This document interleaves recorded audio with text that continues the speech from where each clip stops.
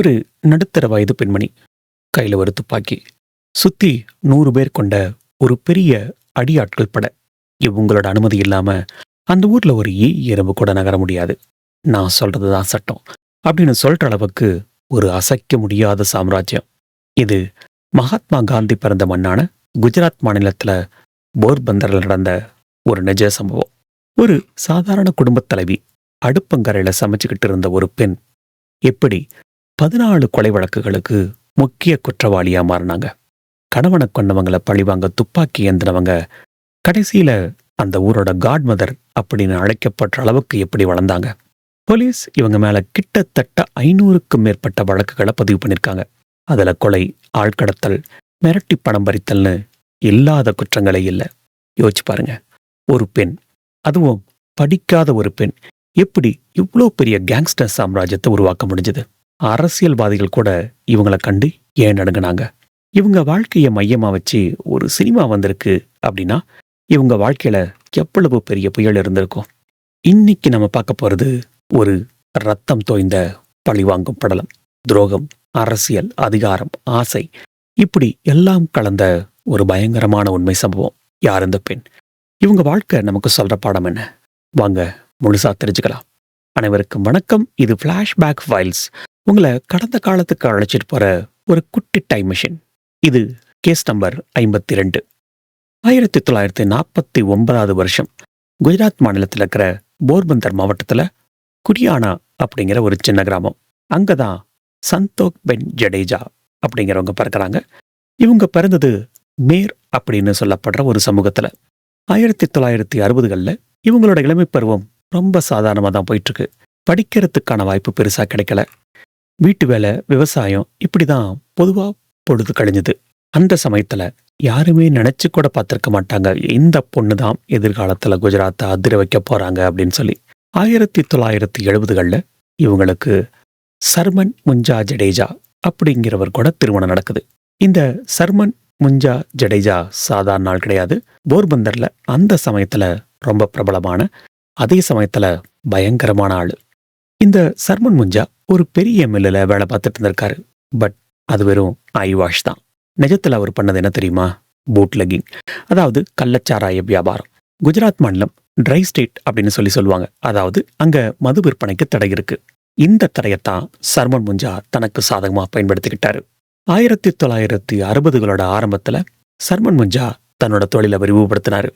ரகசியமா சாராயம் காய்ச்சறது, அதை மற்ற இடங்களுக்கு கடத்துறது, இப்படின்னு பயங்கர பிஸியா இருந்திருக்காரு. அந்த சமயத்துல சந்தோக் பென் வீட்டை பார்த்துக்கிறது அப்படின்னு ஒரு சாதாரண குடும்ப தலைவியா தான் இருந்திருக்காங்க. அவங்களுக்கு கரண், காந்தல், கணா அப்படின்னு வரிசையா குழந்தைகள் பிறக்குது. சர்மன் முஞ்சாவுக்கு எதிரிகள் ரொம்ப அதிகரிக்க ஆரம்பிக்கிறாங்க.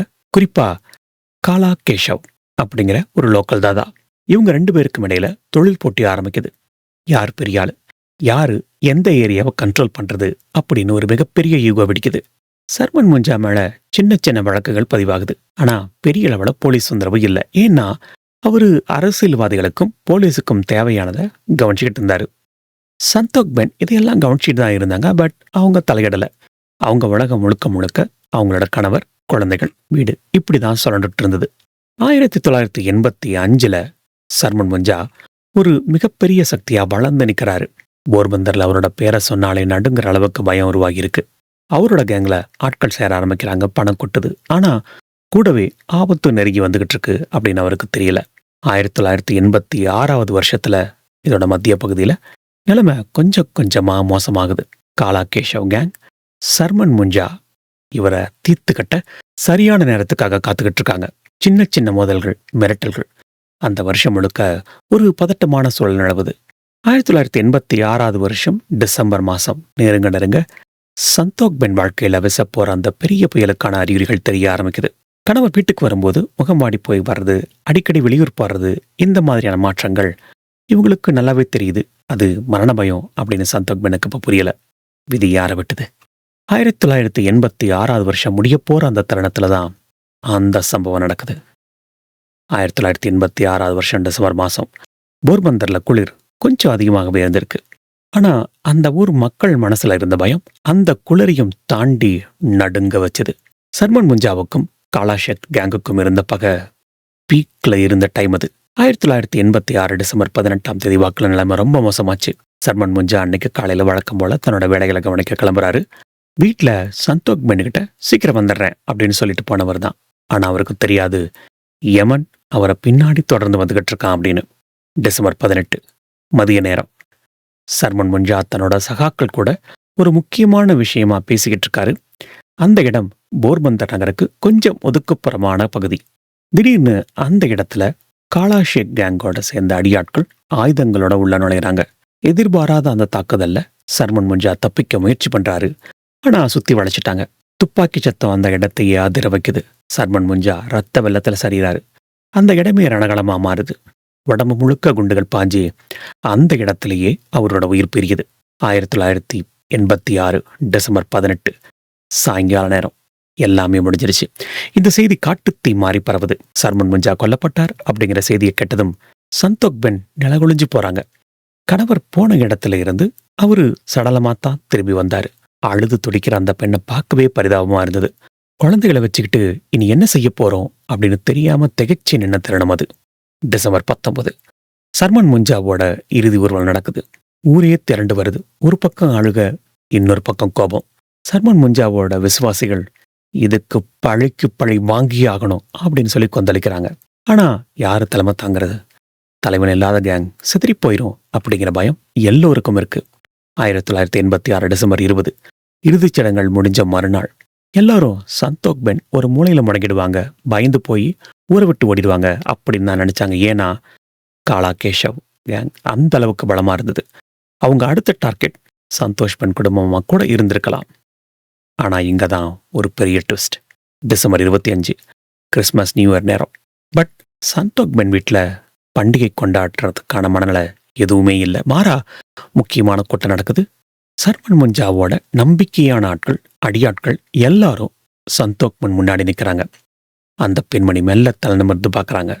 அந்த கண்ணில் தெரிஞ்சது சோகம் இல்லை, நெருப்பு. என் புருஷனை கொண்டவங்களை சும்மா விடக்கூடாது. அவங்க ரத்தத்தை பார்த்தாதான் என் ஆத்மா சாந்தி அடையும் அப்படின்னு சொல்லி சபதம் எடுக்கிறாங்க. அது வரைக்கும் ஒரு சாதாரண குடும்ப தலைவியா இருந்த சந்தோக் பென் மெல்ல மெல்ல ஒரு கேங்ஸ்டரா உருவெடுக்க ஆரம்பிக்கிறாங்க. தன்னோட கணவர் விட்டு போன அந்த கள்ளச்சாராய சாம்ராஜ்யத்தையும் அடியாட்கள் படையையும் தன்னோட கட்டுப்பாட்டுக்குள்ள கொண்டு வராங்க. புத்தாண்டு பிறக்கும்போது 1987 வருஷம் போர்பந்தர்ல புதுசா ஒரு சரித்திரம் எழுதப்பட காத்துக்கிட்டு இருக்கு. காலா கேஷவ் கேங் நினைச்சிருப்பாங்க சர்மனோட கதை முடிஞ்சது, இனி எதிர்க்க யாரும் இல்லை அப்படின்னு. ஆனா அவங்களுக்கு தெரியல, சர்மனை விட ஆபத்தான ஒரு சக்தி காட் மதர் உருவத்துல கிளம்ப போறாங்கன்னு. அந்த பழிவாங்கும் படலம் எப்படி ஆரம்பிச்சது? முதல் பலி யாரு? வாங்க தொடர்ந்து பார்க்கலாம். 1987 வருஷம் ஜனவரி மாசம் போர்பந்தர் முழுக்க ஒரு விதமான அமைதி. ஆனா அது புயலுக்கு முன்னாடி வர அமைதி அப்படின்னு கொஞ்ச நாள்ல எல்லாருக்கும் புரிஞ்சுது. சந்தோக் பென் இப்ப சாதாரண பெண்ணில், அவங்க கையில அதிகாரம், பணம், ஆட்கள் இப்படி எல்லாம் குவிய ஆரம்பிச்சிருந்த நேரம் அது. சந்தோக் பென் தன்னோட முதல் நடவடிக்கையை ஆரம்பிக்கிறாங்க. கணவரை கொண்டவங்கள சம்பந்தப்பட்ட 14 பேரோட பட்டியலை ரெடி பண்றாங்க. இது போலீஸ் தேடுற பட்டியல் இல்ல, சந்தோக் பென் தேடுற டெத் லிஸ்ட். அவங்க கேங் மெம்பர்ஸை கூப்பிட்டு ஒரே ஒரு உத்தரவு தான் போடுறாங்க, ஒருத்தனும் தப்பிக்க கூடாது. 1987 மார்ச் மாசத்துல முதல் சம்பவம் நடக்குது. காலா கேஷவ் கேங்கை சேர்ந்த ஒரு முக்கியமான நபர் நடு ரோட்ல வச்சு கொல்லப்படுறாரு. இது சாதாரண கொலையில ரொம்ப கொடூரமா மற்றவங்களுக்கு எச்சரிக்கை விடுக்கிற மாதிரி செய்யப்பட்ட கொலை. போலீஸ் ஸ்பாட்ல வந்து பார்க்கறாங்க. யார் பண்ணது அப்படின்னு எல்லாருக்கும் தெரியும். பட் சாட்சி சொல்ல யாருமே முன் வரல. காரணம் பயம். அந்த அளவுக்கு சந்தோக் சென் மேல பயம் பரவ ஆரம்பிச்சிருந்தது. ஜூன் மாசம் பழிவாங்கிற படலம் இன்னும் தீவிரமாகுது. அடுத்தடுத்து 2-3 பேர் மர்மமான முறையில கொல்லப்படுறாங்க. சில பேரோட உடல்கள் குப்பமேட்லையும், சில பேரோட உடல்கள் நீர்நிலைகள் ஓரமாகவும் கிடக்குது. ஒவ்வொரு கொலையும் நடக்கும்போதும் சந்தோக் பென் கேங்கோட பலம் ஊடிக்கிட்டே போகுது. இப்போ உங்க கண்ணு முன்னாடி ஒரு தமிழ் படம் வந்து போக நினைக்கிறேன். அது என்ன படம் தெரிஞ்சவங்க கீழே கமெண்ட்ல சொல்லுங்க. இந்த மீன்வாயில் இப்போ உங்களுக்கு இன்னொரு சந்தேகம் வந்திருக்கும், ஒரு பெண் எப்படி இவ்வளோ பெரிய கேங்கை வழி நடத்த முடியும்? How is it even possible? இதை புரிஞ்சுக்க நம்ம இன்னும் கொஞ்சம் ஆழமா போகலாம். முதல் விஷயம், கலாச்சார பிணைப்பு. குஜராத்தோட சௌராஷ்டிரா பகுதியில தான் இந்த மேர் சமூகம் ரொம்ப பாப்புலர். இவங்க ரொம்ப கட்டுக்கோப்பானவங்க. சந்தோக் பென் அந்த சமூகத்தோட மருமகள். கணவர் இறந்ததுக்கு அப்புறம் அந்த சமூகத்தில் இருக்கிற இளைஞர்கள், பெரியவங்க எல்லாரும் நம்ம வீட்டு பொண்ணு அப்படிங்கிற உணர்வுல அவங்களுக்கு பாதுகாப்பு கொடுக்க முன் வந்தாங்க. சந்தோக் பென் இத ரொம்ப சரியா சாமர்த்தியமா பயன்படுத்திக்கிட்டாங்க. 2வது குடும்பத் தலைவி. நம்ம வீட்ல அம்மா எப்படி எல்லா பிள்ளைங்களையும் சொந்தக்காரங்களையும் அரவணைச்சு அதே சமயத்துல தப்பு பண்ணா கண்டிச்சு ஒரு கட்டுப்பாட்டுக்குள்ள வைப்பாங்களோ அதே மாதிரி தான் சந்தோக் செயல்பட்டாங்க. கேங் மெம்பர்ஸ்க்கு சாப்பாடு போடுறதுல இருந்து அவங்க வீட்டு கல்யாண செலவு வரைக்கும் எல்லாத்தையும் இவங்க பார்த்துக்கிட்டாங்க. இதனால அந்த அடியாட்கள் இவங்களுக்காக உயிரை கொடுக்கவும் தயாரா இருந்தாங்க. 3வது யூத் அனாலஜி. இன்னைக்கு எப்படி காலேஜ் பசங்க ஒரு மாஸ் ஹீரோ பின்னாடி சுத்துறாங்களோ அதே மாதிரி அன்னைக்கு போர்பந்தர்ல வேலை வெட்டி இல்லாத இளைஞர்கள் சந்தோக் பென் கேங்ல ஒரு பெரிய அட்ராக்ஷன் ஆச்சு. கையில காசு, பவரு, பைக்கு, கெத்து இதெல்லாம் கிடைக்குதுன்னு தெரிஞ்சதும் நிறைய பசங்க தானா வந்து சேர்ந்தாங்க. அடுத்தது லூப்போல். போலீஸ் ஒரு ஆம்பளை ரவுடியை ஈஸியா அடிச்சு புடிச்சு விசாரிப்பாங்க. ஆனா ஒரு பொண்ணு, அதுவும் கைம்பெண், சமூகத்துல பெரிய அந்தஸ்துல இருக்கிறவங்கள விசாரிக்கிறது அவ்வளோ ஈஸி கிடையாது. சந்தோக் பென் வீட்டுக்குள்ள போலீஸ் நுழையிறது அப்படின்னா அதுக்கு முன்னாடி 100 தடவை யோசிக்கணும். இந்த பெண் அப்படிங்கிற கிடையத்தை அவங்க ரொம்ப புத்திசாலித்தனமா பயன்படுத்திக்கிட்டாங்க. ரைட், மறுபடியும் 1988க்கு போலாம். 1988 வருஷம் முழுக்க ரத்த கலரி தான். காலா கேஷவஸ் கும்பல் சிதறி ஓட ஆரம்பிக்குது. பழிவாங்கல் ஒரு பக்கம் நடந்தாலும் பிசினஸ் ரொம்ப முக்கியம் இல்லையா? அதுக்காக அவங்க கையில எடுத்த ஆயுதம் தான் அந்த பூட்லெக்கிங், கள்ளச்சாராயம். அவங்க கணவர் விட்டுட்டு போன அந்த தொழிலை முழுசா தன்னோட கைக்குள்ள கொண்டு வராங்க. குஜராத் மாநிலத்த மதுவிலக்கு அமல்ல இருக்கு. அங்கதான் சந்தோக் பென் வராங்க. அவங்க ஒரு மிகப்பெரிய நெட்வொர்க்கை உருவாக்குறாங்க. இது சாதாரண விஷயம் இல்ல. இது ஒரு கார்ப்பரேட் கம்பெனி மாதிரி செயல்பட ஆரம்பிக்குது. இத நம்ம கிச்சன் பாஷையில ரொம்ப சிம்பிளா சொல்லணும் அப்படின்னா, ஒரு பெரிய கல்யாணத்துக்கு சமைக்கிற மாதிரி மூலப்பொருள்ல இருந்து பந்தி பரிமாற வரைக்கும் எல்லாமே கரெக்டா நடக்கணும். இந்த விஷயத்தை பொறுத்த வரைக்கும் கிராமப்புறங்கள்ல ரகசியமா சாராயம் காய்ச்சப்படும். இதுக்குன்னு தனி ஆட்கள், இவங்களுக்கு கூலி மட்டும் இல்ல பாதுகாப்பும் சந்தோக் பென் தான் கொடுப்பாங்க. அதுக்கு அடுத்தது டிஸ்ட்ரிபியூஷன். இது நம்ம எல்லாருக்கும் தெரிஞ்ச டெக்னிக் தான். அமேசான் டெலிவரி எப்படி நடக்குமோ அதே மாதிரி தான் பெரிய வண்டிகள்ல சாராயம் கடத்தப்படும். ஆனா போலீஸ் செக்கிங்ல எப்படி மாற்றுறதில்ல, அங்கதான் ப்ரொடெக்ஷன் மணி வேலை செய்யுது. செக் போஸ்ட்ல இருக்கிற சில அதிகாரிகளுக்கு மாசமான கவர் போயிடும்.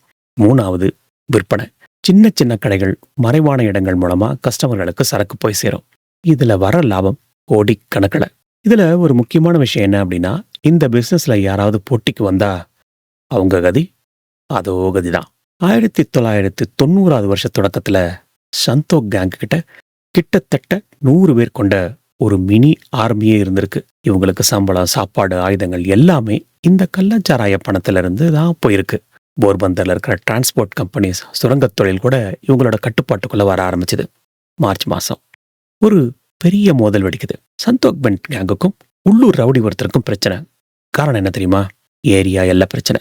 எங்க ஏரியாவில் நீ சரக்கு வைக்க கூடாது. இப்படி ஆரம்பிச்ச தகராறு கடைசியில கொலையில போய் முடிஞ்சது. 1990 ஜூன் 14. இந்த தேதிய போர்பந்தர் மக்கள் அவ்வளோ சீக்கிரம் மறக்க மாட்டாங்க. அன்னைக்கு நடந்த ஒரு துப்பாக்கிச்சூடு சம்பவம் போலீசிய கூட பெரிய அளவில் அதிர வச்சது. பட்டப்பகல்ல மக்கள் நடமாட்டம் இருக்கிற ஒரு இடத்துல சந்தோக் பென்னோட ஆட்கள் எதிரி கேங்க சேர்ந்த ஒருத்தரை சுட்டுக் கொள்றாங்க. இந்த கேஸ போலீஸ் விசாரிக்க ஆரம்பிக்கிறாங்க. இன்ஸ்பெக்டர் சம்பவ இடத்துக்கு வராரு. யாராவது பாத்தீங்களா அப்படின்னு சொல்லி கேட்கிறாரு. கூட்டம் இருக்கு, ஆனா யாருமே வாயை திறக்கல. ஏன்? பயம். நான் பார்த்தேன் சார் அப்படின்னு எவனாவது சொன்னா அடுத்த நாள் அவன் பணம் தான் மதக்கும். இதுதான் அன்னைக்கு இருந்த நிலைமை. போலீஸ்க்கு நெருக்கடி அதிகமாகுது. புதுசா வந்த சில அதிகாரிகள் இந்த நெட்வொர்க் உடைக்க ட்ரை பண்றாங்க. ஆனா சந்தோக் பென் ரொம்ப ஸ்மார்ட்டா அவங்கள நேரடியா எந்த விஷயத்திலையும் ஈடுபடுத்திக்காம எல்லாத்தையும் சிக்னல் மூலமா நடத்துறாங்க. 1991 அக்டோபர் போலீஸ் ஒரு பெரிய ரைடு நடத்துறாங்க. பல லட்சம் மதிப்புள்ள கள்ளசாராயம் பிடிபடுது. சில அடியாட்களையும் கைது பண்றாங்க. ஆனா முக்கிய குற்றவாளிகளை நெருங்க முடியல. ஏன்னா ஆதாரம் இல்ல. எல்லாம் மேடம் ஆசீர்வாதம் அப்படின்னு சொல்றாங்களே தவிர யாருமே சாட்சி சொல்ல ரெடியா இல்ல. ஒட்டி கேங்கும் சும்மா இல்ல. அவங்க சந்தோக் பென் ஆட்களை குறி வைக்கிறாங்க. போர்பந்தர் தெருக்கள் அடிக்கடி ரத்தம் சிந்தது. இது ஒரு கேங் பார் மாதிரி மாறுது. மக்கள் சாயங்காலம் 6 மணிக்கு மேல வெளியே போகவே பயப்பட ஆரம்பிக்கிறாங்க. 1992 வருஷம் மே மாசம் சந்தோக் பென் ஒரு முக்கியமான முடிவெடுக்கிறாங்க. இனி மறைஞ்சு வாழ்ந்தது போதும், அதிகாரத்துக்கு வரணும். அப்பத்தான் போலீஸ் தொல்லை இருக்காது அப்படின்னு நினைக்கிறாங்க. அவங்களோட பார்வை நீங்க கெஸ் பண்ணிருப்பீங்க. எஸ், அரசியல் பக்கம் திரும்புற நேரம் அது. அரசியல் நுழையறதுக்காக அஸ்திவாரம் போட ஆரம்பிக்கிறாங்க. ஏழைகளுக்கு உதவுறது, பிரச்சனைகளை தீர்த்து வைக்கிறதுன்னு ஒரு ராபின்ஹுட் இமேஜை உருவாக்க முயற்சி பண்றாங்க. யாரு ராபின்ஹுட் தானே கேட்குறீங்க? அதாவது பெரிய பெரிய பணக்காரங்கள்ட்ட இருந்து பணத்தை திருடி ஏழைகளுக்கு உதவுன அந்த பழைய காலத்து ஆள். இதை பற்றி ஒரு வீடியோ என்ன சொல்லுங்க, அவரை பற்றியும் போட்டலாம். Coming back to the story. ஒரு பக்கம் கள்ளச்சாராயம், இன்னொரு பக்கம் சமூக சேவை. என்ன ஒரு ஐரணி! இந்த சமயத்தில் இன்னொரு முக்கியமான மாற்றமும் நடக்குது. உள்ளூர் அரசியல்வாதிகள் சந்தோக் பென்னை தேடி வராங்க. எங்களுக்கு எலெக்ஷனில் சப்போர்ட் பண்ணுங்க, நாங்கள் உங்களுக்கு பாதுகாப்பு தரோம். இதுதான் அவங்க சொன்ன டீல். குற்றமும் அரசியலும் கைகோக்கிற அந்த ஆபத்தான தருணம் அது. சந்தோக் பென் இப்போ வெறும் கேங்ஸ்டர் இல்லை, ஒரு பவர் சென்டர். அவங்க வீட்டு வாசல்ல எம்எல்ஏக்களும் கவுன்சிலர்களும் காத்து கிடக்க ஆரம்பிக்கிறாங்க. இப்போ 1992 வருஷத்தோட பிற்பகுதி. சந்தோக் பென் இப்போ வெறும் கேங் லீடர் இல்லை, ஒரு சமூக தலைவியாகவும் தன்னை காட்டிக்க ஆரம்பிச்ச நேரம். கள்ளச்சாராய தொழில் மூலமா வந்த பணம் இப்போ அரசியலுக்கு பயன்பட ஆரம்பிக்குது. குஜராத் மாநில அரசியல்ல ஒரு மிகப்பெரிய பரபரப்பு. வரப்போற சட்டமன்ற தேர்தல்ல குட்டியானா தொகுதியில யார் நிக்க போறாங்க? இதுதான் அப்ப இருந்த மிகப்பெரிய கேள்வி. அந்த தொகுதி மேல் சமூக மக்கள் அதிகமா வாழ்ற பகுதி. அங்க சந்தோக் பென்னுக்கு இருந்த செல்வாக்க எந்த அரசியல் கட்சியாலையும் நிராகரிக்க முடியல. ஜனதா தள கட்சி சந்தோக் பென்னுக்கு சீட் கொடுக்கறாங்க. இது அப்ப பலருக்கு அதிர்ச்சி. எனது கொலை வழக்கில் இருக்கிற ஒருத்தருக்கு சீட்டா அப்படின்னு எதிர்கட்சிகள் கூச்சல் போடுறாங்க. ஆனா அரசியல்னு வந்துட்டா வெற்றி தானே முக்கியம். தேர்தல் பிரச்சாரம் இந்த வாட்டி ரொம்ப வித்தியாசமான பிரச்சாரமா இருந்தது. சந்தோக் பென் ஜீப்ல போறாங்க. சுத்தி 100 பைக்குகள். எல்லாரும் அவங்களோட அடியாட்கள். மக்கள் பயத்தில் ஆதரவு கொடுத்தாங்களா இல்ல நிஜமேலுமே விரும்பி ஓட்டு போட்டாங்களான்னு தெரியல. ஆனா அவங்க போன இடமெல்லாம் கூட்டம் சும்மா ஆழ மோதிச்சு. நான் உங்க வீட்டு பொண்ணு, எனக்கு ஒரு வாய்ப்பு கொடுங்க அப்படின்னு அவங்க கேட்கும்போது அந்த சென்டிமெண்ட் சரியா ஒர்க் அவுட் ஆச்சுன்னு தான் சொல்லணும். 1993 தேர்தல் முடிவுகள். சந்தோக் பென் ஜடேஜா வெற்றி. குடியானா தொகுதியில சட்டமன்ற உறுப்பினர் எம்எல்ஏவா தேர்ந்தெடுக்கப்படுறாங்க. ஒரு காலத்துல போலீஸ் ஸ்டேஷனுக்கு குற்றவாளியா போனவங்க இப்போ எம்எல்ஏ போர்டு வச்ச கார்ல கெத்தா போய் நிக்கிறாங்க. அதிகாரம் இப்போ அதிகாரப்பூர்வமா அவங்க கைக்கு வந்துருச்சு. 1994 வருஷம். இது சந்தோக் பென்னோட வாழ்க்கையில ஒரு பொற்காலம்னு சொல்லலாம். எம்எல்ஏ ஆனதுக்கு அப்புறம் அவங்க பவர் இன்னமும் அதிகமாச்சு. போலீஸ் அதிகாரிகள் சல்யூட் அடிக்கிறாங்க. அரசு அதிகாரிகள் ஃபைலை தூக்கிட்டு அவங்க வீட்டு வாசல்ல வந்து நிக்கிறாங்க. இந்த நேரத்துல அரசியல்வாதிகள் சும்மா இருப்பாங்களா? அவங்க சந்தோக் பென்னுக்கு எதிரான பிரச்சனையை பண்ண ஆரம்பிக்கிறாங்க. குறிப்பா போர்பந்தர் நகராட்சியில் இருக்கிற சில கவுன்சிலர்கள். இவங்களுக்குள்ள ஈகோ முதல் வெடிக்க ஆரம்பிக்குது. 1994 ஜூன் 12 ஒரு கொடூரமான சம்பவம் நடக்குது. சந்தோக் பென் வீட்டுக்கு எதிரே இருந்த ஒரு கவுன்சிலர் கடத்தப்படுறாரு. சில மணி நேரத்துல அவரு பிணமா மீட்கப்படுறாரு. இந்த கொலை வழக்கு சந்தோக் பென் மேல திரும்பினாலும் எம்எல்ஏ அப்படிங்கிற அந்த கவசம் அவங்கள காப்பாத்துது. போலீஸ் விசாரிக்க தயங்குறாங்க. இப்படியே இன்னொரு சம்பவம். ராஜா கோடியா அப்படின்னு ஒரு லோக்கல் தாதா. இவன் சந்தோக் பென்னுக்கு எதிராக செயல்பட ஆரம்பிக்கிறான். நீ எம்எல்ஏ வரதானே, நான் தான் டான் அப்படின்னு சொல்லி சவால் விடுறான். இந்த ராஜா கோடியாவோட ஆட்கள் சந்தோக் பென் ஆதரவாளர் ஒருத்தரை தாக்குறாங்க. இது சந்தோக் பென்னை ரொம்ப கோவப்படுத்துது. ஏன் ஆள்மேலேயே கை வைக்கிற அளவுக்கு உனக்கு தைரியம் வந்துருச்சா அப்படின்னு சொல்லி கொந்தளிக்கிறாங்க. 1994 வருஷம். இந்த வருஷம் முடிகிறதுக்குள்ள போர்பந்தர்ல மட்டும் கிட்டத்தட்ட 8 கொலைகள் நடந்திருக்கு.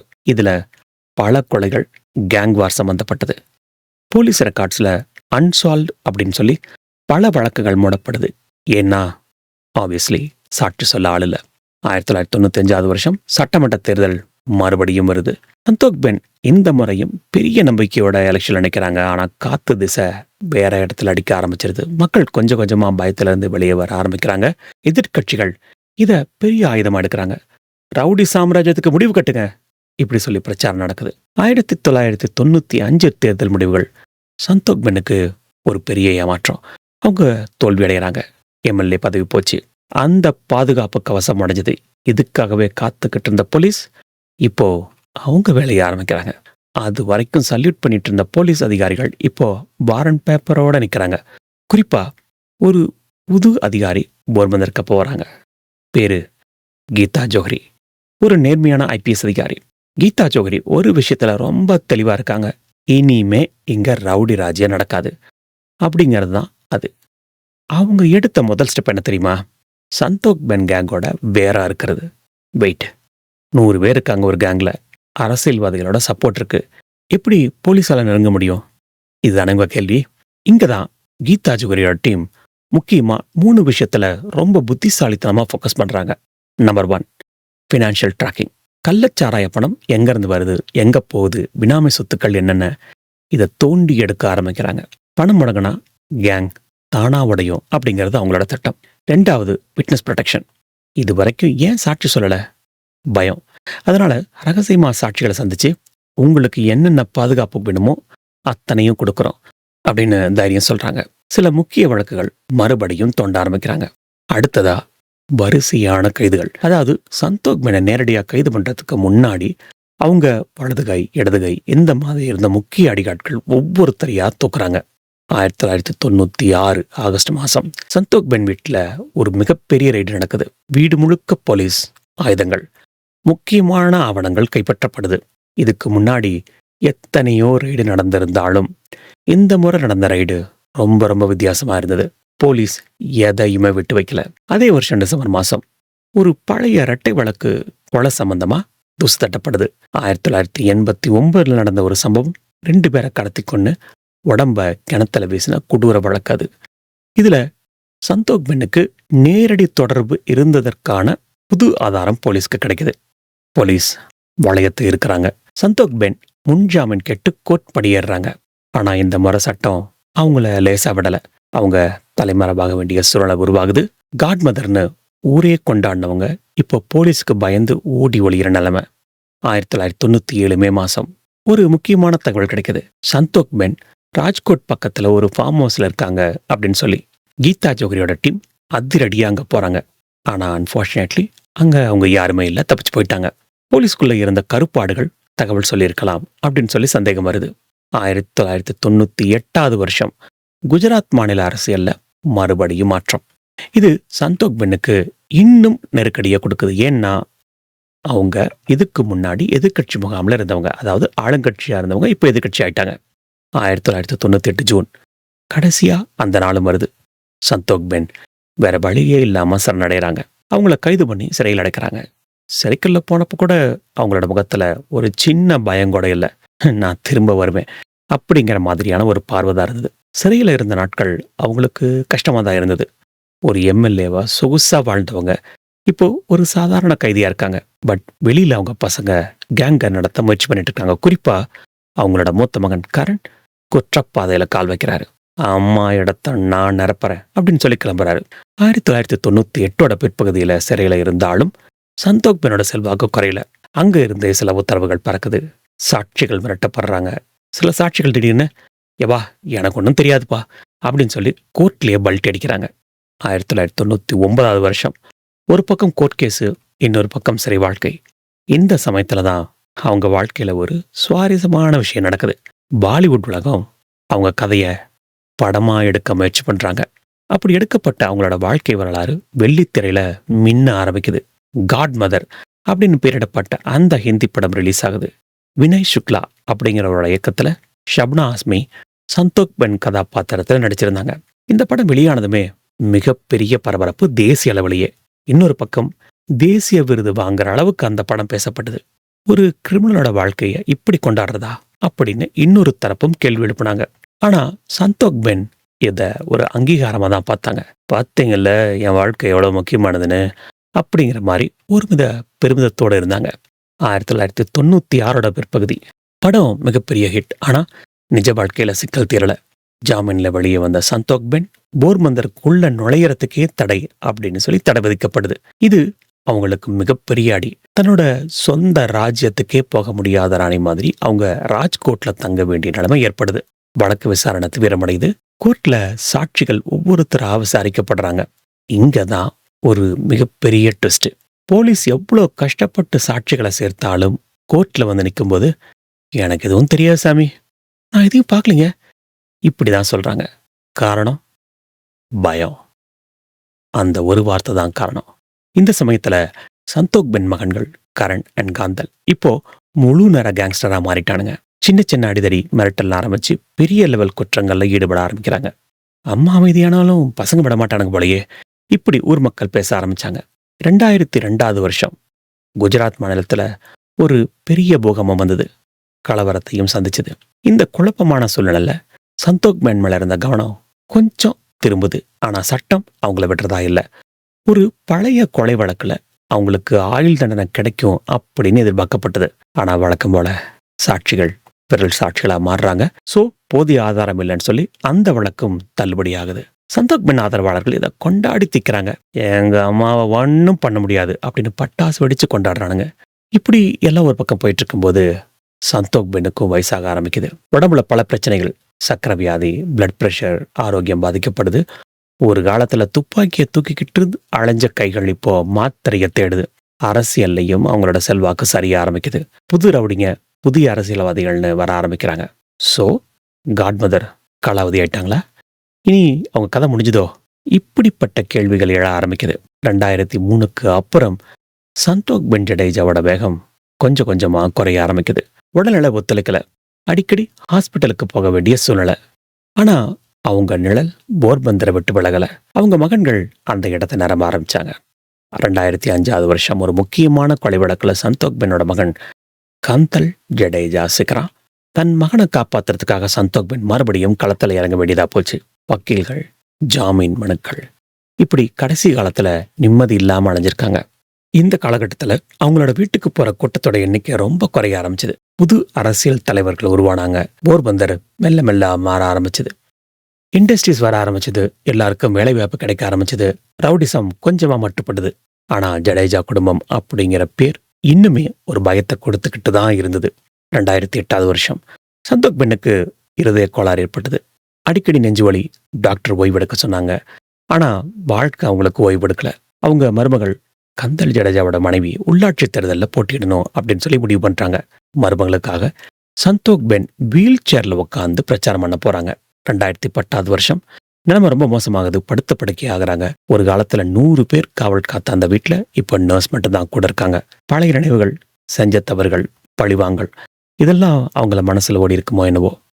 2011 மார்ச் 31 அந்த நாள் வருது. சந்தோக் பென் ஜடேஜாவுக்கு திடீர்னு கடுமையான நெஞ்சு வலி ஏற்படுது. குடும்பத்தில் இருக்கிறவங்க அவசரமா ஹாஸ்பிட்டல் கூட்டிட்டு போறாங்க. பட் போற வழியிலேயே அவங்க உயிர் பிரிஞ்சிருது. காட்மதர் காலமாகறாங்க.